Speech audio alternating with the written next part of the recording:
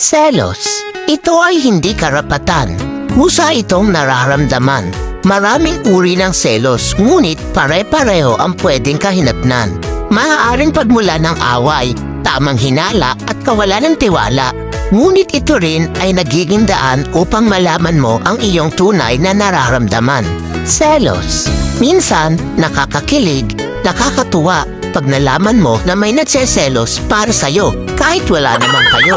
Pero minsan, ito rin ay delikado.